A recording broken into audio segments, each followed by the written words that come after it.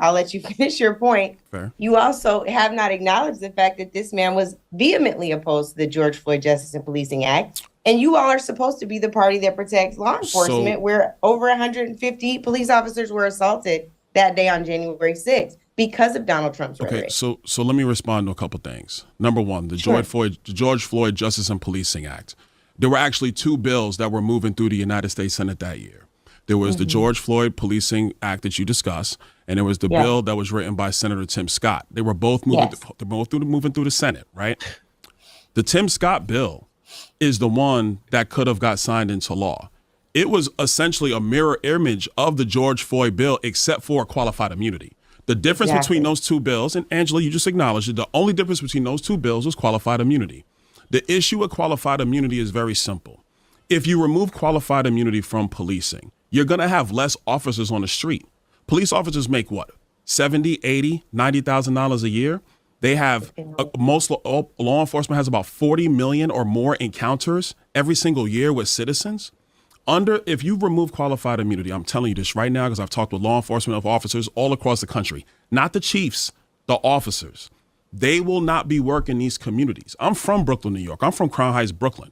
I may not have always loved having the police in my neighborhood, and that's just a thing from a kid. I may not have always loved it, but when I needed them, they were there. And a lot of our So what he's talking about, qualified immunity, I wasn't exactly sure what it was. I heard it before, but I wasn't sure with the details, and they're getting ready to kind of have a little bit of a back and forth on it. But qualified immunity is a legal doctrine that protects government officials from personal liability when performing their duties. And it's almost like, okay, Derek Chauvin, the George Floyd situation happens.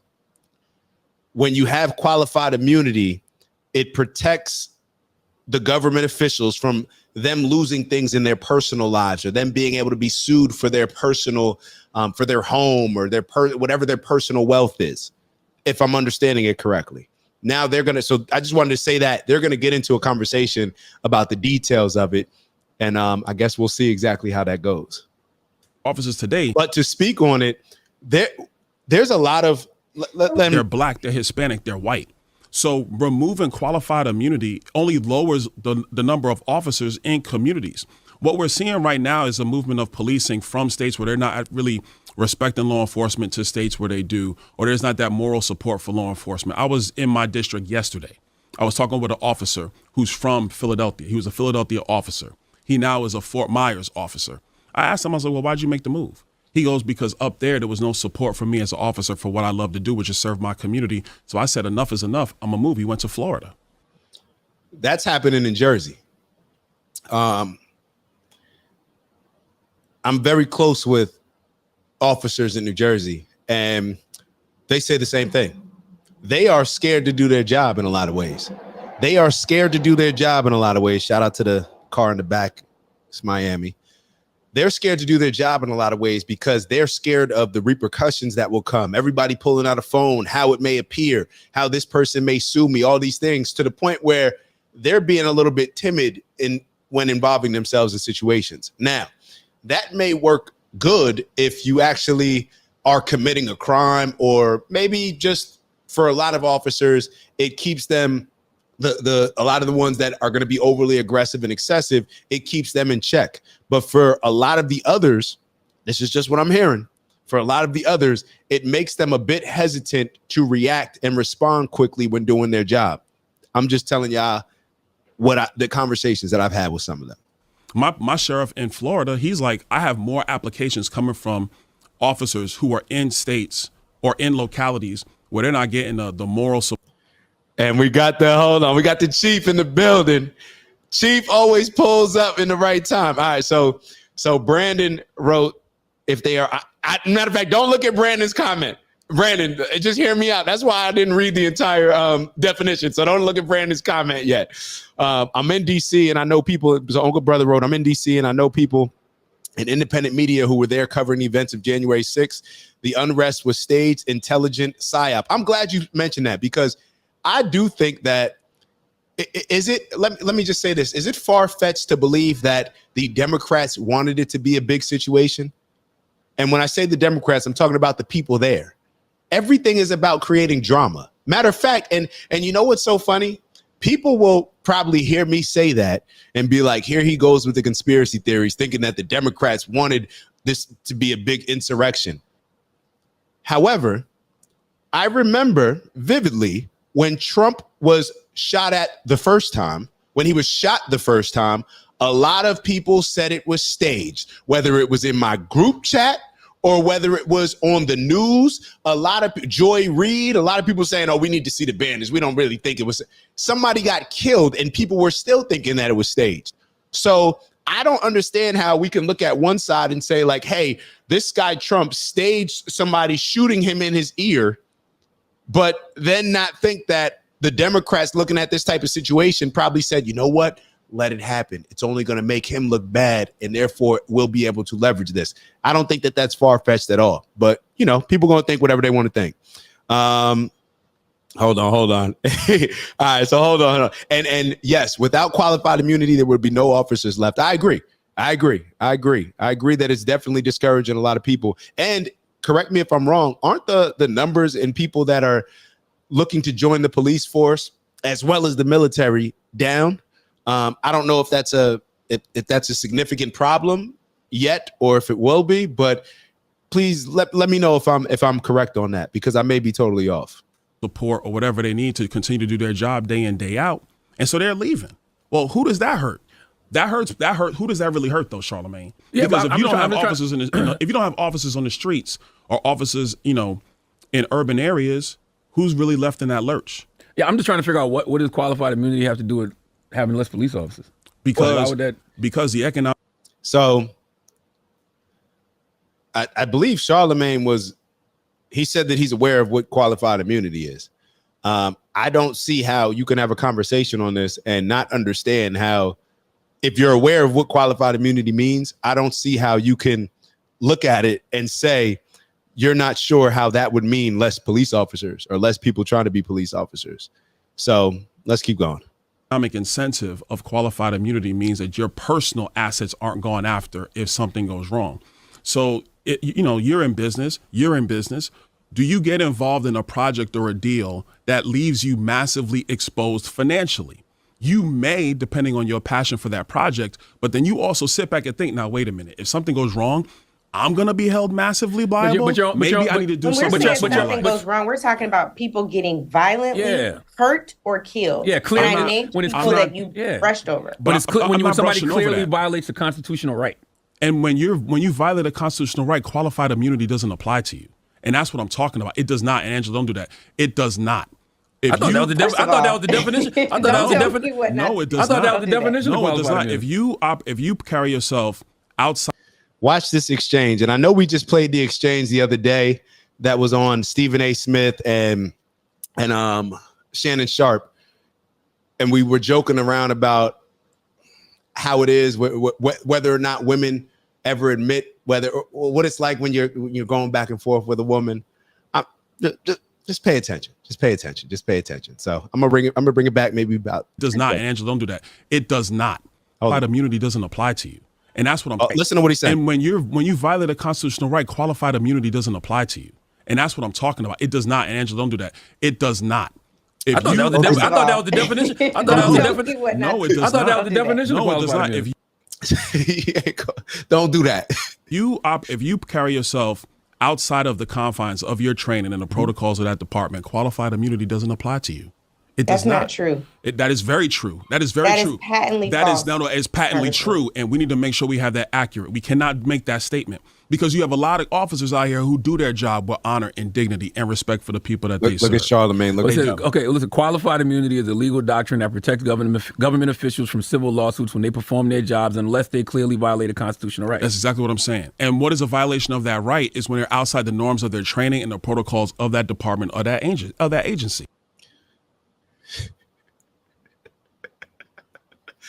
She just said, what did she say? I don't even know I'll be honest. She said it's patently false. Charlamagne read the definition. Byron was 100% right. Both of them were 100% wrong. Do you think either one of them will acknowledge being wrong? I don't know. Maybe they will, maybe they won't. What do y'all think? What do y'all think? I'm going to go back. Let me know what you think in the chat real quick. If you could type quick enough, I'm going to go back 10 seconds just so we can see the exchange again, just so we can see the beautiful Angela Rye be so strong and potentially wrong. When they perform their jobs unless they clearly violated constitutional rights. That's exactly what I'm saying. And what? Hold on. Because you have a lot of officers out here who do their job with honor and dignity. It's very true. That is that department. Qualified immunity doesn't apply to you.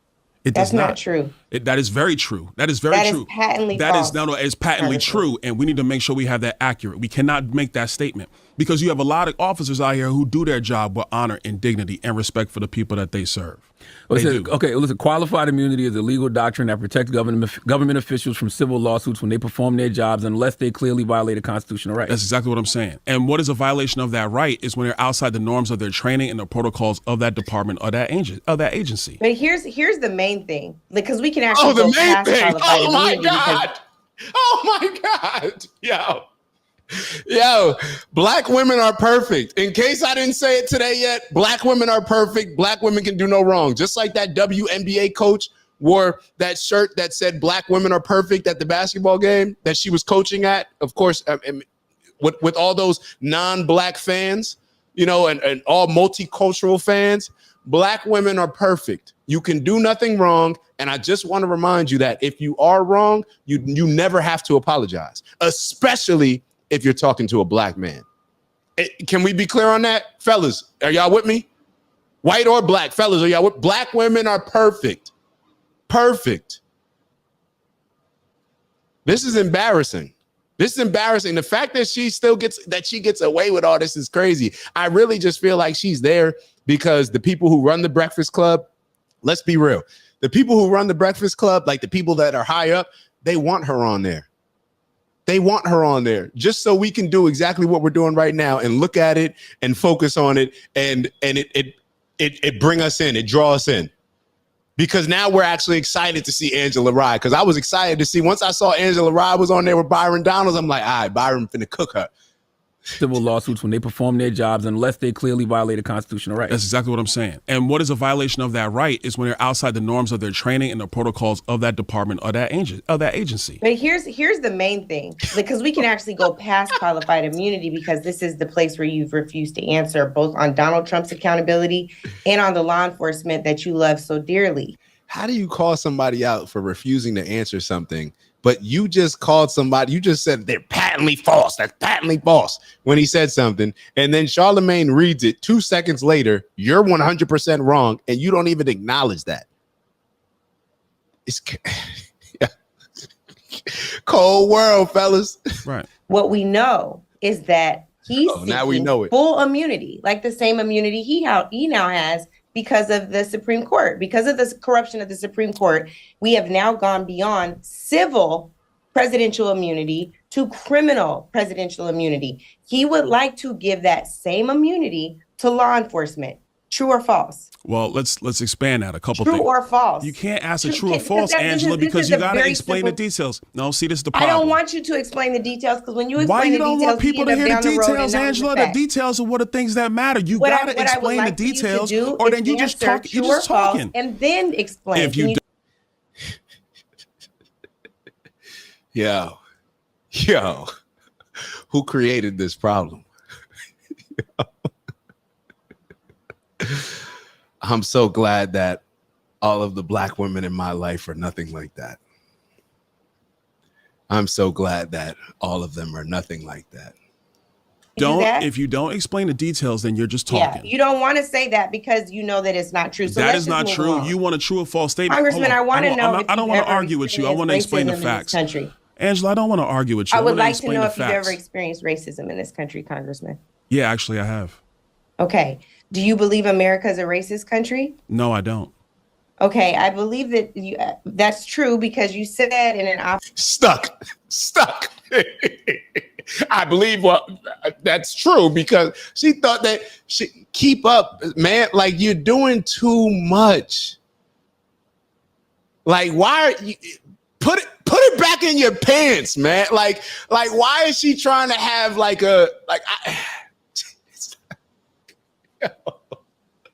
this is crazy. This is This is the Breakfast Club. This is the number one. Isn't this the number one Breakfast Club? Maybe globally. I mean, the number one podcast, AM podcast globally. I don't know. This is. Shout out to DEI. It's Dak. Just want to thank you for checking out our video and visiting the OG Network. If you enjoyed the video, please make sure that you give us a like. And if you're looking to join a community of inspired individuals striving for purposeful abundance, subscribe. And if you're feeling real generous, share the video with some friends and family. All right, I'll see y'all soon. Ew.